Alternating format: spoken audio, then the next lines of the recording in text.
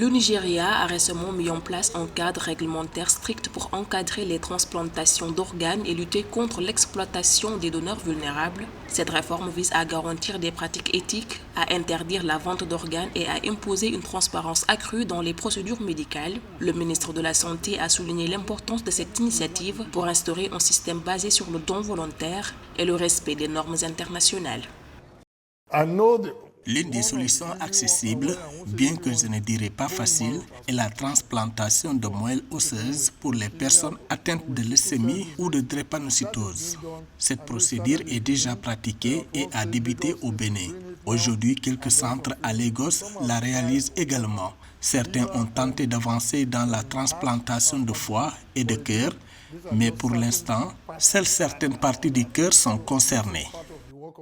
Ces nouvelles lignes directrices abordent des aspects clés tels que la protection des donneurs, la sécurité des receveurs et la conformité aux standards mondiaux. Elles imposent une certification obligatoire pour les établissements pratiquant des greffes et prévoient des sanctions en cas de non-respect des règles. De plus, une base de données nationale sera mise en place afin de suivre les dons et les transplantations tout en assurant la transparence du système. Nous délivrons des licences aux institutions et aux professionnels qualifiés pour réaliser ces transplantations. Leur travail est suivi de près de la préparation jusqu'à l'après-transplantation, avec un enregistrement systématique des résultats. Cela nous permet d'évaluer les taux de réussite et d'échec afin d'informer le public en toute transparence.